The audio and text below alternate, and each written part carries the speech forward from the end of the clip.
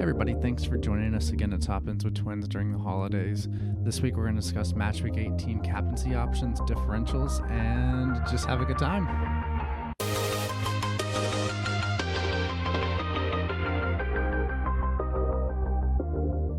Hey there everyone, this is Luke here with Top Ends with Twins. I'm sitting right here next to Paul, and we are about to do one of the first live transfers we've ever done on the podcast. Oh, whoa. Yes, we are starting it out with a bang today. So, Paul, I'm going to tell you my front three currently, and I want you to guess which one of my forwards I'm going to transfer out live to start out the podcast. Okay, this is spicy. Let's do it. This is very spicy. So, I have João Pedro, a bad Prime boy. suspect. Cunha, who is waiting his sentencing. Another prime suspect. And Ivan Nilsson. Which one do you think is going to be transferred out live today on the podcast? Ivan Nilsson. Yes. He is being sent to the shadow realm. That's the perfect way to say it. My question to you is, who do you think I'm bringing in for Ivan Nilsson right now on the pod, live? How much budget do you have? I have a lot. So after taking Ivan Nilsson out, I have 10.4 million in the bank. So I can get to any striker minus Holland. Are you going Ollie Watkins? Not with my first transfer. If I make a second forward transfer, then yes, he would be who I would go I would assume Isak's coming in. Nope. Okay, not Isak, not Watkins. Is it Solanke? Not Solanke. Is it Strand Larson? Not Strand Larson. Okay, I've lost the plot. I don't know. It is none other. Wait, Muniz. No, Mateta. Yes. I should have known. We've talked. I should have known that. Mateta is coming into the team. He's not quite bang on form at the moment. Let's see. The last time he returned was Last time he returned was in Gameweek 14 against Ipswich away. So it's been a good 4 weeks since he's provided anything. But I love Have you hit that Palace's. transfer button yet, Luke? Not yet. So I'm going to give you some pushback on the Mateta transfer. Okay, let's hear it. Let's talk about it right now. I think that you could save a lot of budget going Eze or Sarr instead of Mateta in your midfield. I know Mateta's 7.2, right? Yep. Mm-hmm. 7.2. Yep. Sarr's 5.8. He's been in a lot better form. These fixtures seem to we know they have a great run of fixtures going forward. And my main point to you is I think part of the reason you're doing this is because you think Mateta's going to be on pins. I think that if I were Glasner in this situation, I would want Eze taking pins right now. Take it? I get that. I think it's a different conversation than earlier in the season. I'm not solely bringing in Mateta just because he's on pins, right? I love the fixtures that Crystal Palace have coming up. Crystal Palace have Southampton at home, Chelsea at home, which I think is actually a pretty good attacking fixture for them because of the way they play. I think they can be very direct at times, and Chelsea struggle with that. Then they have Leicester away, West Ham away, Brentford at home, Manchester United away, and then Everton at home, and then Fulham away. That gets me all the way up to game week 26, where I could happily just keep Mateta in my team. So I really, this feels like the right move, and I know he's not in form at the moment, but I believe that these fixtures could play him into form. And Nketiah wasn't even in the squad last week, so I'm not too worried about striker rotation at the moment. It's crazy how much Palace have kind of missed in this window. Or in the summer window, like some of the outgoings and ingoings they've had, it kind of explains a lot of why they struggled. But I think they're figuring it out slowly. You know, the best signing they've had up to this point, who he's kind of played himself into form, is Lacroix, the French center back that was brought into Palace this summer. He is starting to perform a lot better, and he has shown that he's really pacey, as we kind of expected going into this. Chris Richards. Yeah, it does. But I think he could work his way into that back three because they do play a back five. Him, Gahey, and Lacroix is probably going to be Chalobah too. So he's fighting for a spot. Yeah, I think if you've listened to this podcast, you know how I feel about Trevor Chalobah. So yes. But we are just going to go ahead and perform that transfer right now on the podcast. No looking back. Mateta is in the team. Goodbye, Even Okay. Nilsson. You did nothing for my team the entire time you were in it. So, Yeah. and with him being benched last week, there was no question as far as whether or not he was going to stay or not. So, yeah. So that's a I first like for the that. pod there. I hope the listeners out there enjoyed that. Paul, do you want to tell everyone how your game week 18 went? And then I'll share my team after that. Yeah, so it was a decent game week 18. I really honestly played myself. Like, it's just, I transferred out Anthony Gordon for some reason because I kind of was just focused on Madison. And so I transferred him out for Madison. Also brought in, let's see, who did I transfer? Madison, Sar. So I made 2 transfers. I brought in Madison and Sar. Lost Gordon, who had a goal. He was on 3 bonus. 2. He was on 2 bonus. Gordon and Isak tied for 2 bonus points. Yeah. And then I ended up with Cunha on my bench with a 12-pointer. Verbruggen, who for the first time in his fucking life kept a clean sheet and got bonus points. And then I had Fabianski in goal, who would have kept a clean sheet, but he got a concussion, and he's going to be out for the foreseeable future. So it was a big week of what-ifs, but, I mean, it's always great seeing Kai Havertz score. Currently wearing the Christmas kit right now, so really pumped about that one. But typical week, Palmer, Salah, just once again, just like last year, benching decisions really have a negative impact on my season right now. So I've been in the same boat myself because last week I benched Morgan Rogers for his 14-pointer against City, and I knew he was going to return, but I wanted to stick with João Pedro. Very foolish mistake there. Don't do it. But I benched João Pedro for his 1 return like 5 weeks ago, whenever he actually did something. That this just shows you how important Danny Welbeck is to Brighton. That since that injury, they've gone to absolute shit, and that was like right around the time when everybody was like, João Pedro, he's back. And I think there were a ton of FPL managers that made that move and maybe instantly, but also like over the long term have really regretted it. And I mean, he enables your team to do other things, but like he just hasn't been present. Well, there was a moment in about the 5th minute or so when Brighton were playing Brentford that Enciso had a great opportunity that João Pedro just played a nice little back pass to him where he hit the post, and that should have been going in the side of the net from where he was at. And he's a very skilled player. Millimeters from going. I think that's just him not being in form and really not playing that much lately. So João Pedro should have returned, but he was honestly very lucky to not be sent off.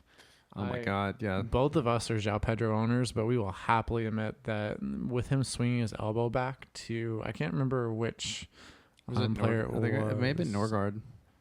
I don't think it was. I think it was someone else. But with him swinging his elbow back the way he did and being an inch away from hitting his face, I think it was more like 6 inches. Like it wasn't that close. But I mean, I totally agree with you, Luke. Like that is a dangerous and violent act that should see a red card, even if he misses. It was pretty bad behavior by him. And then other people that are fortunate, if you have Cunha in your team and he returned, who knows when he's going to be banned because the FA must just be on a permanent holiday at this point. Mm-hmm. But if you have him in your team, you're not going to get rid of Cunha because he's taking away at the points. And if he gets a return, he's going to be on 3 bonus. That's just the way the Wolves play. He's so important to how they play, and the bonus point system absolutely loves him. Yeah, no, it does. It's he's a great player. He really is. He's showing that just the way that he runs with the ball at his feet while also being able to score all these goals. I think he's going to be a really good piece for a big team sometime soon. There's been a lot of smoke that Cunha could potentially be going to Arsenal. But I think with the way he can create, the system that fits him the best would be Tottenham. Yeah. Going to Spurs, because at Arteta, things are a lot more structured. The build-up is very meticulous.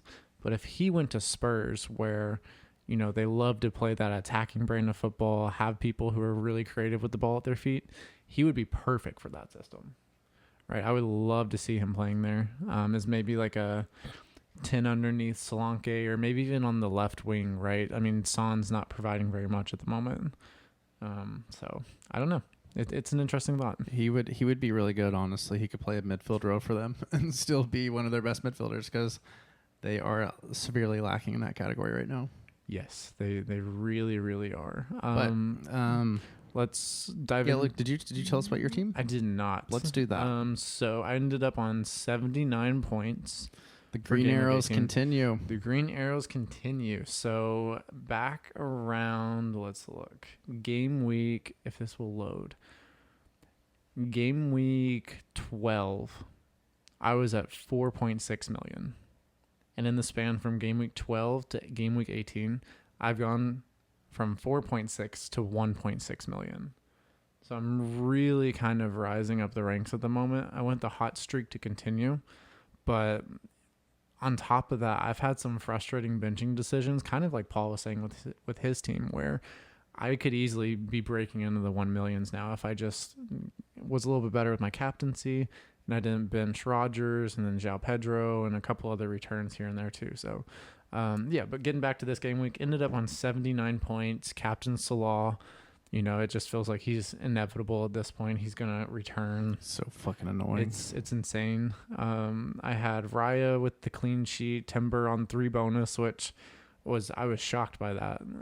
But I got Colwill's assist, Hall's clean sheet, Gordon returned, Palmer returned, and then Cunha with his 12-pointer.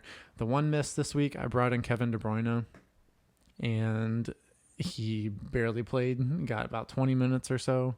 But what do we always talk about on this podcast, Luke? Yeah, no, it was a risky transfer. I knew going into that. But Pep was saying that they've had a virus going around, and apparently that's been affecting. They've had KDB. a virus going around. I'm the only reason I'm saying this is I'm optimistic that he'll start away to Leicester, going into game week 19. That's fingers crossed because that is really one of the prime fixtures that I brought him in for. So excited by that. Hopefully he starts and can return, like 5 goals against Leicester. Yeah. Which he's one of those players, if he's starting, he could easily haul. Regardless of what form he's in, his quality is ever present and he could easily return. So it was a very good game week for me. I'm very happy to be kind of moving up the ranks and getting green arrows back to back. So let's just hope that streak continues going into game week 19. Yeah, Luke, I'm going to bring up a quick little fact for you. Let's hear it, yeah. So since Erling Haaland said stay humble, you're like, oh, I just randomly found this. Since you brought up City, I'm just going to bring up this fact that, so before the comment, he had 10 goals in 5 games. He now has 3 goals in 12 games. Yeah. Mm-hmm. So just wanted to bring up that little fact, and one of our other resident podcasters, Kyle, probably will not be happy that I brought up that fact, but that's perfectly fine because I just wanted to bring that to everybody's attention that sometimes you should stay humble and shut your mouth.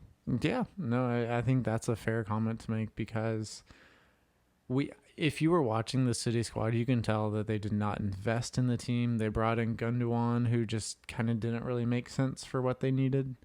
It was on a free transfer. They didn't spend any money really going into this year, so... Well, I also think, too, that, I think we all really focus on the Rodri injury because, obviously that's huge. It structurally changes City. But the Oscar Bob injury at the beginning of the season, too, was something that, I think he was going to be a massive creative spark for this team. And having him miss out is something that, I think it's very understated how much they're actually missing him. And obviously it's somebody that hasn't contributed to City on, a weekly in and out or a season or even for a full season, but I don't know, everything that we were reading before the season is that he's ready to take the step forward. And we've seen moments too against Newcastle. He scores that winner that's just absolutely beautiful last year, and right, yeah, he I don't know, it's just it's been a weird season for City, and this is kind of my point, Luke. I'm not trying to dominate the conversation at all, but no, keep going. Liverpool have been so lucky. Okay. They've been so lucky with the Premier League just being decimated. Arsenal having 3 red cards in the first 5 games. Arsenal having Odegaard out, Saka out, City losing Rodri.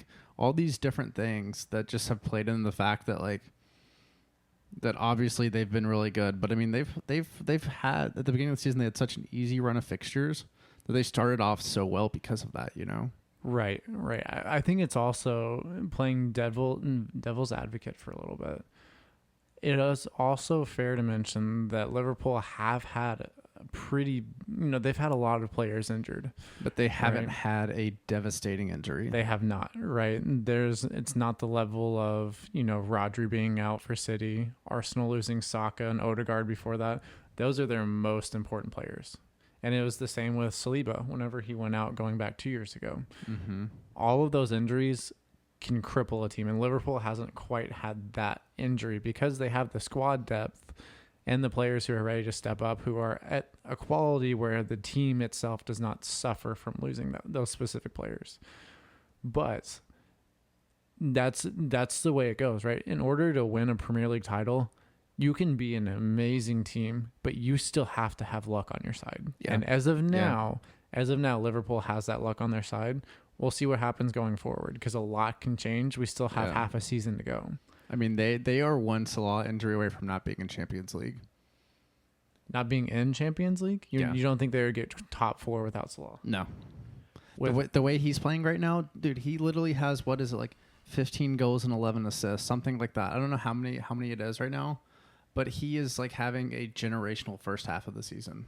Oh, he's tearing it up right now. No, and that's what I'm saying. Like they have other attackers, but like you're not going to get the same product that you're getting from that right wing without Salah. I think they've relied on that to get them out of a lot of different matches.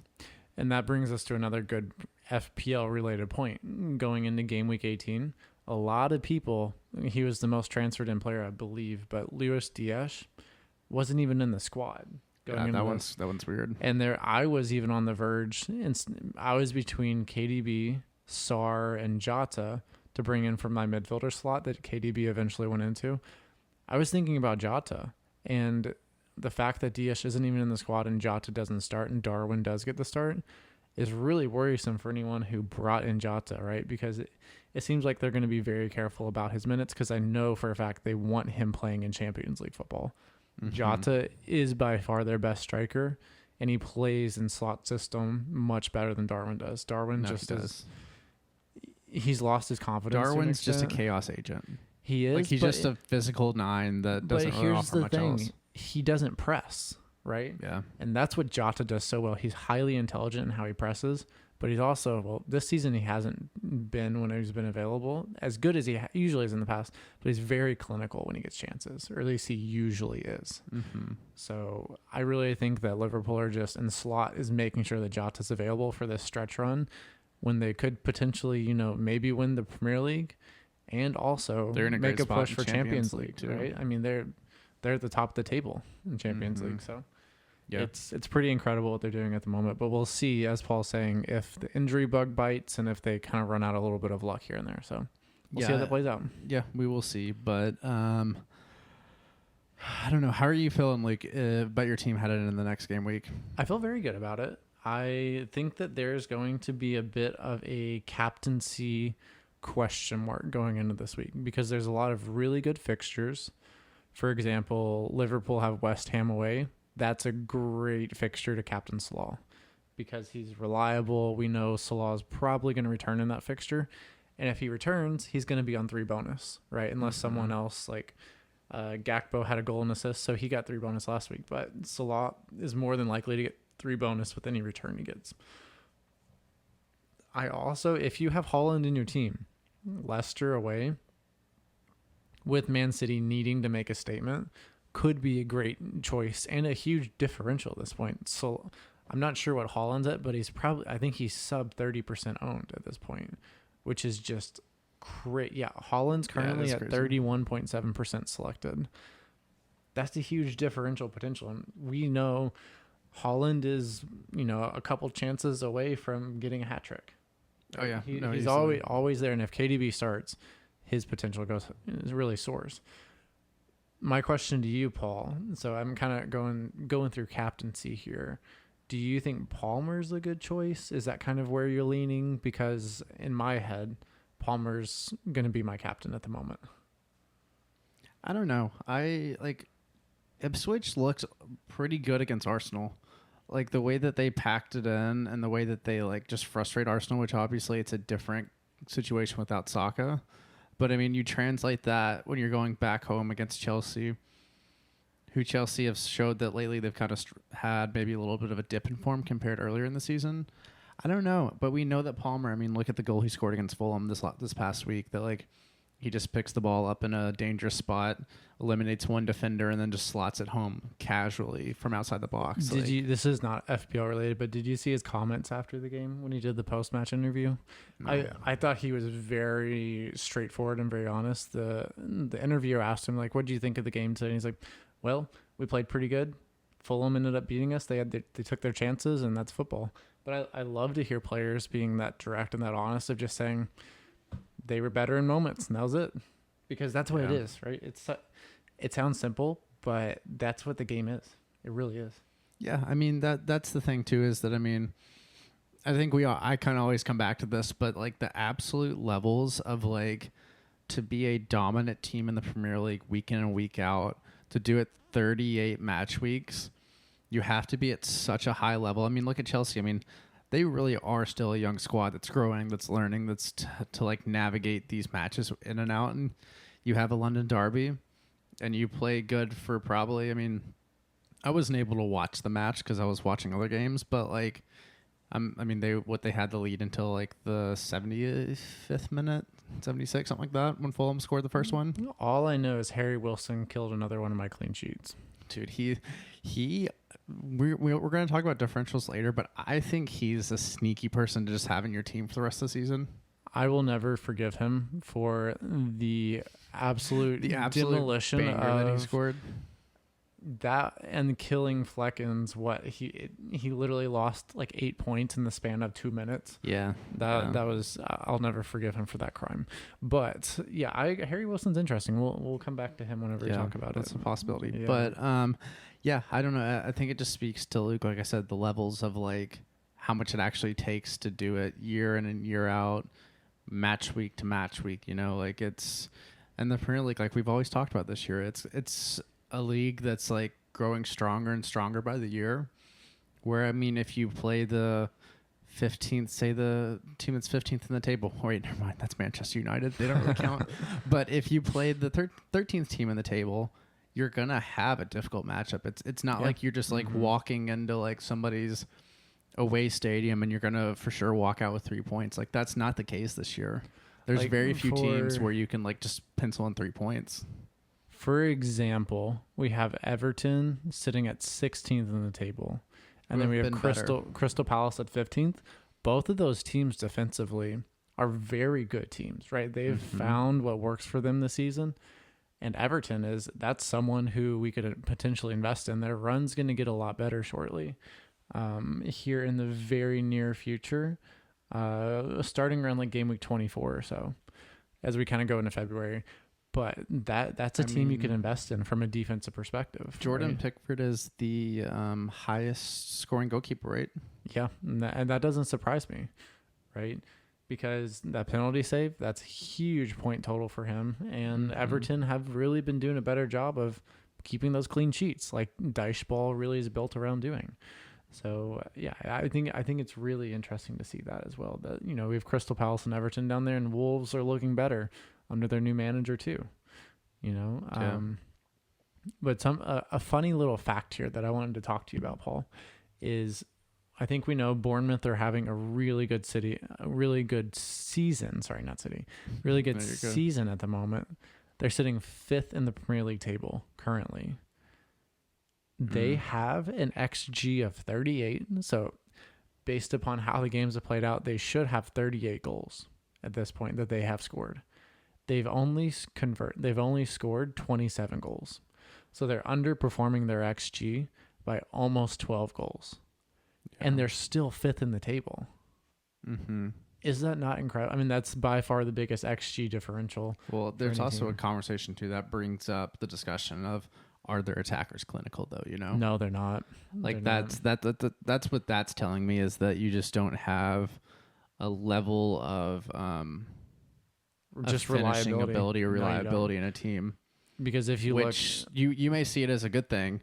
I see it as a bad thing, that I'm like, if you aren't finishing your chances, this isn't sustainable, you know? No, I agree, right? Because you have Evo Nilsson, who's been racking up pretty good numbers lately, but not converting chances.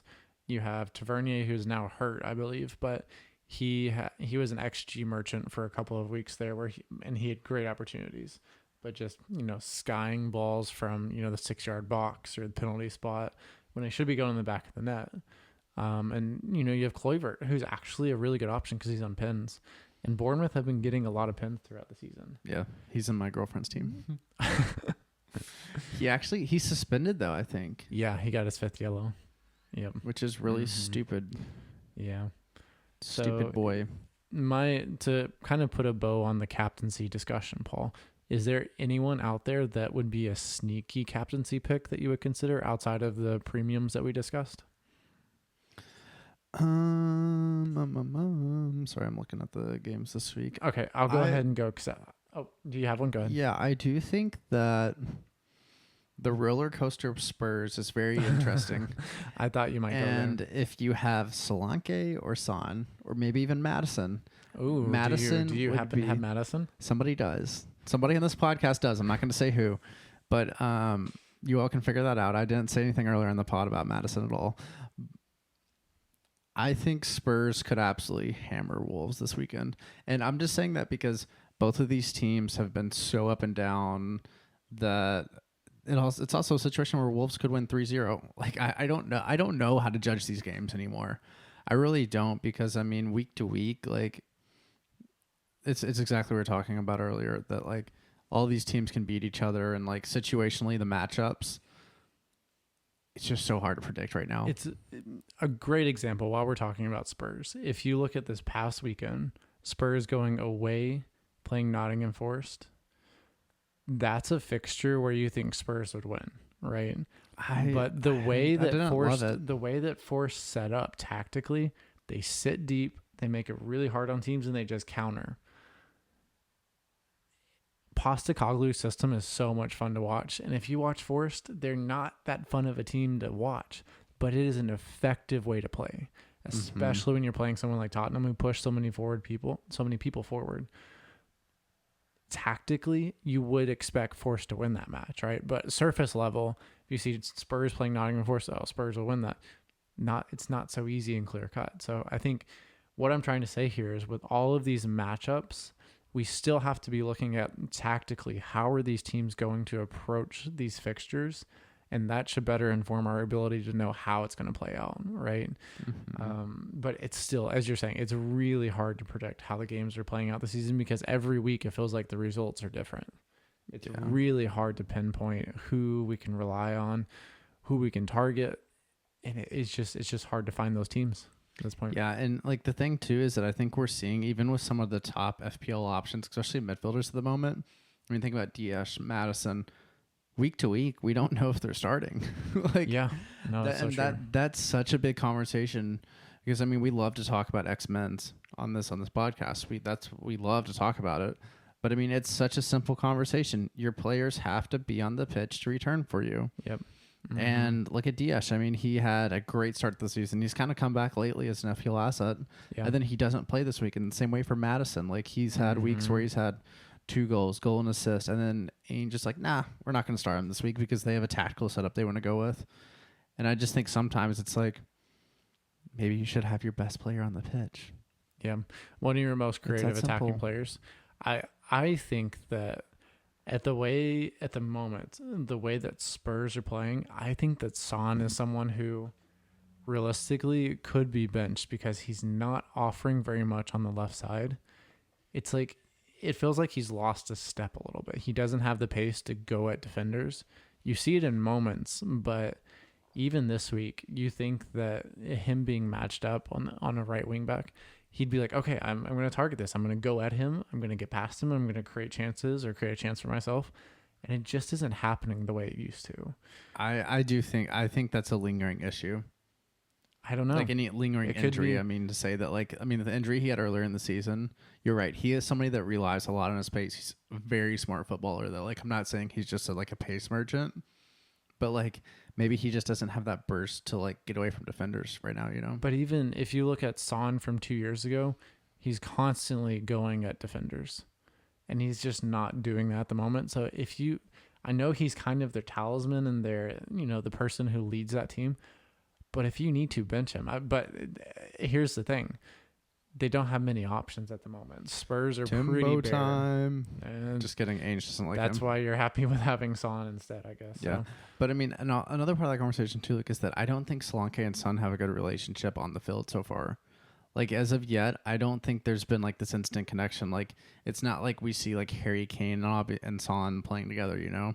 Yeah. Like, those two just had inherent chemistry, and I don't think Solanke and Son have developed that yet. Here's the thing. I know that last year I was a huge fan of Solanke, and I'm still a huge fan of him. That's not what I'm trying to say here.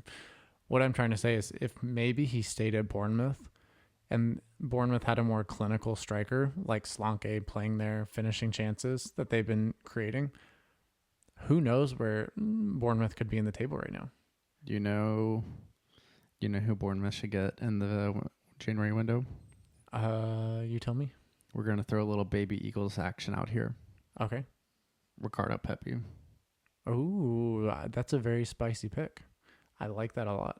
I mean, I think he offers a lot of the stuff that Solanke did, not at the same level. I'm not saying that crazy, not throwing crazy talk out there, but like he's 20 years old, 21.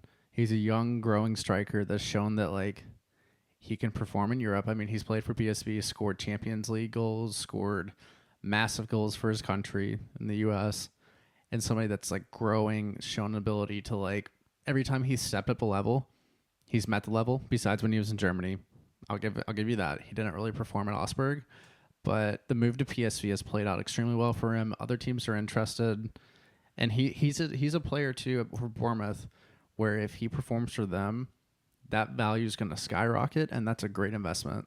You know who I think would also be another great fit for him? Josh Sargent. Oh, him. Okay, I thought you were going to say that. I just assumed you were going to steer to Josh Sargent. A little team romance there. Whoa. No, but if so, more power to him. So I think Everton could be a great fit for Pepe, and I know. Oh no! You don't love. I love the toffees. Oh God! But think about it. He could be a great fit there. Calvert-Lewin does have a ton of chances. And Pepe's someone who's pretty clinical, right? He finishes the majority of his chances. I think it could be a good fit, right? And it's an investment for the club. No, but we also have seen the effects that a relegation battle can have on young players trying to find a way into a club. And I think I don't love the idea of that. Okay, here's another shout for you. I would be highly interested in Pepe or Sargent. I think Sargent is probably the best U.S. prospect at striker at the moment. Just a little biased myself. Mm-hmm. But I think Newcastle United, if Isak gets sold in January, Newcastle would be a great fit for either one of those two U.S. players. That's where I will leave that. But I think they're going to consider other options of people that are more established. Yeah. Gyökeres going to Newcastle would be a lot of fun for FPL. Yeah, that would. I would like that a lot. Yeah. Okay, so we were talking about differential captains, the potential of captaining some people a little bit outside of the mainstream captaincy. I think, and we talked about him at the beginning of the podcast, I think Bang Bang Mateta could be a great option for Crystal Palace. You listen to the FPL pod? Oh, yeah. Oh, Mateta at home at Selhurst Park. It's going to be rocking. It's a holiday weekend. Everyone's going to be nice and festive. After a couple of warm drinks. A little warm drinks. Cold drinks. Cold, warm, whatever you prefer, whatever gets the juices flowing. That could be a great fixture for Crystal Palace with them playing better. And Southampton, they're Southampton, right? A team to target still, even though they have a new manager now. So I think that Mateta would be a very intriguing captaincy pick going into this upcoming round of fixtures. Will I do it myself? I'm not so confident. But I do think if you're feeling a little risky and you want to go for it, you feel like you need to have some rank gain and you have Mateta in your team, a captaincy there could go a very long way because his ownership is highly, highly undervalued at the moment. I want to say he's sub 3%. He's 2.8% selected. Yeah. So if you captain Mateta and get a brace out of him, that's a beautiful return. Yeah. I mean, I agree. It's just with the Palmer and Salah form and everything, it's really tough to not captain one of those two because you feel like if you don't, you're just going to be burned. Which Yeah. it'll be really fun whenever Holland kind of enters back into the conversation, and you have three different players where you're like, well, shit, if I captain Holland and he gets 2 goals, it's not enough if Salah has a hat trick and an assist, you know. So that's going to be a fun conversation. It's already a lot more interesting than it was last year. So I really do like that as an FPL manager. Question for you on that topic, Paul. Mm-hmm. So currently, City have a really good run of fixtures going up until game week 23. So they have 4 really nice fixtures. Mm-hmm. Do you think that you personally would be erring in the direction of bringing Holland back into your team? Because if you're going to, I think this is the week to do it with Leicester away. It's too much money. Okay. That's just the simple fact to me is that he is just too expensive. And like if I feel like if you want to take a punt on somebody, you could go maybe Foden or the route you're going in KDB. But I also I also think you could go lower too, and I think you would go to Bernardo Silva. Oh man, Bernardo Silva has been hard to watch this year. He has. I mean, they've all been hard to watch, which is so great. But it's to me, I just don't know. I think until the ship looks like it's righted, I'm righted. Right? That's right. That's the right way to use the word. Close enough. Yeah, whatever. If the ship has corrected course and they're heading in a good direction again, then maybe you pivot to Holland. But I mean, until we're seeing like consistent results, I don't see any reason to be like an early mover because they could just continue being bad because they don't look good. No. Like they just don't. Tactically, there's a lot of weaknesses, and I think with City being very fragile right now, Pep is not playing the way that he was in the past.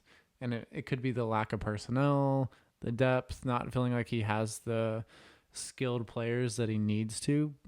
But for example, right, last week, whenever City were playing Everton, they scored that first goal, right? Mm-hmm. He tactically changed how they were setting up right after that first goal, where Rico Lewis was inverting wider to where City were really playing in possession, like a 3-7, right? And just fully overwhelming that back line. Once they scored that goal, he tucked Rico Lewis back into that midfield defensive position as he's kind of been playing previously. But that really allowed Everton to get at City. So I worry that City are in their heads right now. And they're going to need a big victory in order to get themselves right in a position where they start to build confidence again. And I'm really hoping with the KDB pick that this week, Leicester away, that they really are, this is the time for them to turn their season around and start building to, hopefully make a run in Champions League, I think is where they're going to be targeting. So. Yeah, I agree with you. I have a good pivot for you, Luke. Let's hear it. Yeah. If we're looking at differentials this week, I can't believe I'm saying this because I just don't believe it, but I think Jacob Murphy is a great place to go. Ah, that's a good one. I was going to say that too. I think he's just really good. I mean, he scores some crazy goals. I mean, we saw against Ipswich, he had an absolute banger. He had a goal and assist, clean sheet, 2 bonus against Ipswich for 13 points, 13-pointer against Leicester the week before. So basically, the last 4, he's had 6 points, 13 points, 13 points, and 7 points. Yeah, those are all he's solid consistently returns. Returning. Newcastle feel like a lot better team. They feel more solid than they did. I mean, they've kept at any point this season. 3 clean sheets in a row, and they've won 3 fixtures in a row. Yeah. So, I mean, they look really good. And, I mean, they have a good run of fixtures going forward. I mean, they play United at home this week. They play Tottenham away next week. And then they play Wolves at home the week after. But then they have Southampton 2 weeks after that, too. So, yeah. So they've got some good fixtures coming up. They have really good fixtures. He's what, 4.9? Yeah. Like, super cheap. That's somebody that I would consider making a move for even this week. Because, I mean, I know that at the forward line, I don't have Isak right now. Right. So, I mean, I'm not sure if I love the idea of, like, bringing in 2 Newcastle attackers, but it's possible. I mean, they have a good run of fixtures going forward, and we know what Isak's doing right now, so... Yeah. And there's, in the world where the forwards just aren't performing right now, might as well as get in one of the premier forwards and kind of save some budget, Yeah, by taking another one of my midfielders down to Murphy and then bringing in. No, I think that's a great shout. It's possible. Going to him would be because I've had Gordon the past 3 or 4 weeks. I brought him in on my wild card in game week. What was that, 13 or 14? I can't remember which one it was exactly. Mm-hmm. But over that course, Gordon has been getting an assist here, a goal there. But Murphy's been the midfielder for Newcastle that's really been returning. Yeah, he's playing like the Almiron role of last year. And if you look at him, he's in really good positions as well.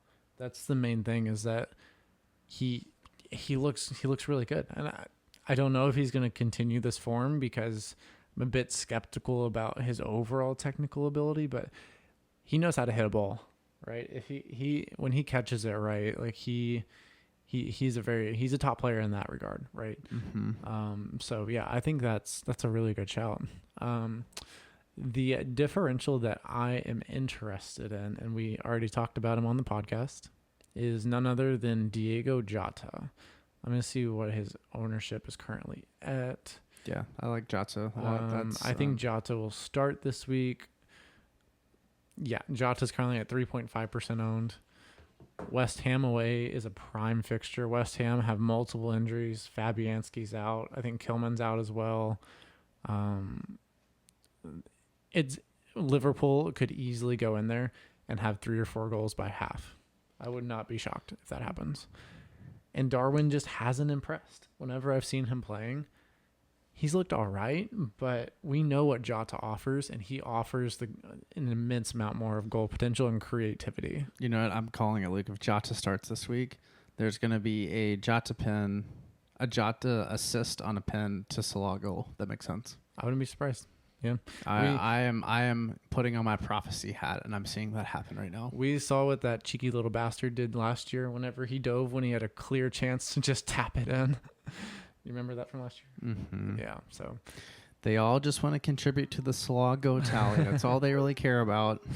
Yeah, they really do. And Salah beat the Christmas tree, the Christmas photo allegations this year. So he did, yes. God knows what's going to happen. I don't know. Like, oh, we haven't even, speaking of allegations, we haven't talked about this yet on the podcast, but what about the Athletic, the Daily Mail, the Telegraph, all of them being baited by an FPL account who claimed that Cunha had been banned? That was pretty crazy. Yeah, that it's been a funny year of FPL considering the Andy Martin situation where he shows up at the hotel when Saka may or may not play. We had the Cunha bait. There's been a lot of good FPL like content moments this year. The FPL community is pretty special.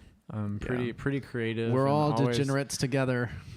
Yeah. I also thought it was funny seeing online there were a lot of people who you could tell were Bruno Fernandes owners who were suddenly very worried about other players getting red cards, with João Pedro, for example. Well, I mean, he should have. But, Luke, it is an interesting discussion that we haven't talked about. There were so many people that moved off Saka last week because of the injury, and they went to either Bruno, Son, Jota, or Dias, maybe Odegaard. And I don't think any of those options returned. No, none of them Even did. Madison, if you went to Madison. Sar was a popular one too. Yeah, I brought in Madison and Sar, and they both. Yeah. I think specifically with Sar, you brought him in for a longer run, right? Because as we were talking about earlier, Southampton at home. Crystal Palace have a great run of fixtures, and Sar's been having magic moments, and he's more likely to have that at home, right?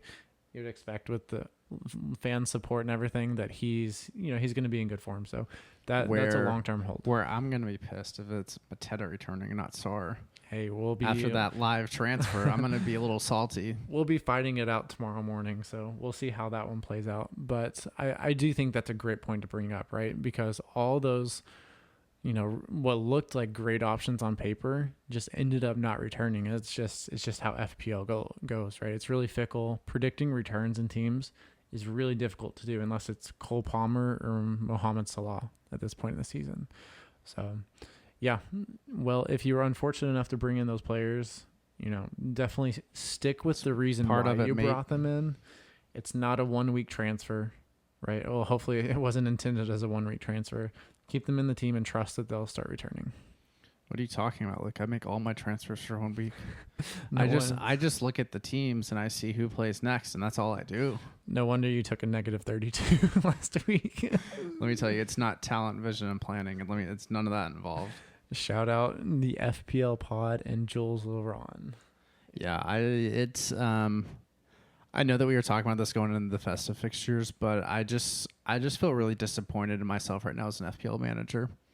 Why is that? Just leaving points on the bench, and like my rank was, I finally broken like the top 500k like 2 weeks ago, or actually I think it was like top 400k, and just kind of slowly climbing up. In the last 3 weeks have just really got me where like I'm like now sitting around like 800k, which I would have loved to be like top 400k heading into like all the reverse fixtures, you know.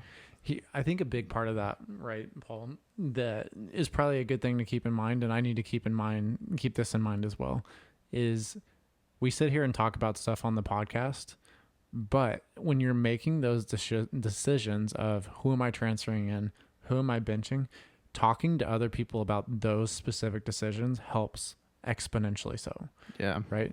Being able to actually bounce the ideas off someone else who has a different perspective than you, that helps you avoid making those issues. So what I'm trying to say here is talk to people about what you're trying to do, right? And then, you know, we're all kind of in this together, right? We're playing the same game. And the goal is to be the first overall, but I mean, I don't know if we're ever going to be there. Ask your therapist what FPL transfers you should make. Yes, and if your therapist doesn't know, find a new one. Oh, that's one of the wildest takes we've had on this pod. I don't. Just kidding, I guys. don't believe that. I don't believe that. If you have a good therapist, they completely, you know, if they don't know FPL, so be it. That's fine.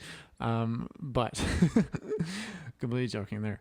What I'm trying to say though is kind of talk about these decisions with other people, because it can help provide some clarity and direction on, you know, what's the best way to go. So I agree completely. Because if you would have asked me, I would definitely have told you to play Cunha. So or not transfer out Gordon. That as well. Or start Rubrigan for his 1 clean sheet of the year. All of those things I probably would advise you also, not to do. since we're talking about it, I'll just bring it up. The Batman 2 got delayed till 2027. Oh, here we go. And let me tell you guys, we are not fucking back. It is Depression Island over here right now during the holidays. So hey, well, at least you're not Victor from the Penguin. That is one bright You can't spot. come with me, Vic. If you know, you know. Yeah, that was a tough one. But I will say, since we're talking about it, since Luke asked, I believe in Matt Reeves. He's going to figure it out. The script's going to be great. And the Batman 2 is going to be awesome. You got too far into that before I realized what you were actually saying. There's just... How do I pivot him away from this? Too late. I can't do anything. There's just a possibility that, like, I don't know. Who knows what life's going to be like by 2027? Maybe the aliens will have taken us over. And obviously, we're derailed. This podcast has derailed. And I'm just like... To an extent. Okay. Speaking now, but... You're speaking to the people. No. Okay. Let's rein it back in for one more Just contact your local governments and make sure they're monitoring the skies. These last 5 minutes, please just completely disregard anything that Paul has said up to this point. So let's finish this off on a good note, FPL related wise. One player that I think is also a really great shout for this week and the next, let's say, 4 to 5 game weeks. Is it maybe even more than Pattinson? that. The next, like, potentially 7 or 8. It's not Batman. It's Ollie Watkins. Okay. Ollie Watkins could play himself into form. I think Brighton at home is a good fixture for Aston Villa. And on top of that, what? I don't know if I agree with that. I think Villa's better than Brighton at the moment. I think Villa's dog shit right now. No, I think the way they play, I think they're built to play against a team like Brighton. But what I'm trying to say here is with Duran being suspended for 3 games, he's going to have to sit for that extended amount of time. If Watkins can start chipping away at the goals, get some returns, he's going to lock himself into that position because they know, for one, he's not nearly as volatile as Duran is, right? Like you wouldn't see Watkins committing that foul and being sent off, right? That's just not, Watkins isn't going to do that. So I think if he starts returning, he could lock his place back into the starting 11. And we know Watkins, if he finds a good stretch of form, he's a great player to have in your team. So I think Watkins is someone that I am looking at for this week. I'm not sure if I'll bring him quite yet, but he's someone that I'm targeting. Yeah, to Luke, potentially have him. I'm gonna push back on that like I already did. I don't love the Brighton matchup for Villa. I think Villa will kind of try to play with Brighton, and that's kind of something that Brighton needs. And I could see Brighton bouncing back in this fixture. I mean, they do play Leicester next, which is good, but then they have to play Everton, Arsenal. Let's see, and then West Ham. I don't know. I just don't really see it right now for So Villa. let's compare the form of the two teams, because Villa are sitting 9th in the table and Brighton are 10th, so they're very in close proximity there in the table. Aston Villa have won 3 of their last 5 fixtures. Brighton have lost 2 of their last 5, and they've drawn the other 3. So they haven't won a match in the Premier League in at least 5 fixtures. But Verbruggen kept a clean sheet. Yeah, but that's not a win. I know. It might be a win for FPL managers, but it's not 3 points. It's the first and last one. Especially with it being at Villa Park. Villa are a bit different at home. I think this could be a great fixture for them. Possibly. And, Watkins is someone that I'm considering bringing in. I won't be doing it live on the pod, unfortunately, but I have the exact funds to do it, so I might just go ahead and use another transfer and get Watkins in for this week. So I got you, Luke. Do you know who is the 7th highest midfield total for the season so far? Sorry, I did not word that right. 7th highest midfield total. Is it Rodgers? It is Iwobi. Okay. At Fulham. Mm-hmm. I think Iwobi is a really good option. I mean, look at so he struggled as of late. I'm not selling him great right now, but I mean, they play Bournemouth at home, Ipswich at home, West Ham away, Leicester away, United at home. That's a good run of 5 fixtures, and we know that Iwobi's going to be involved with a lot of stuff. I mean, look at the first goal they scored against Chelsea. That was Iwobi's ball that was played in, then headed back across for Harry Wilson. Mm-hmm. Like, he's in those. I mean, obviously it's not an FPL return, but I mean, he's always in those moments, and talk about somebody that hits a ball too. Yeah. Like, it's funny though, whenever he hits the ball, he usually kind of hits it low. Have you ever noticed that very before? Much so placement with like him, he places the ball Yeah. very well, but I don't know. Fulham are just so impressive to me this year that I don't mind having him as a lower. I mean, he's like 5.8 million. Yeah. No, I think. And if you look at price per return, like, not a bad option. A good run of fixtures going forward. What I would say there, if someone likes Iwobi, I'm not even going to push back on it. I like that as a shout.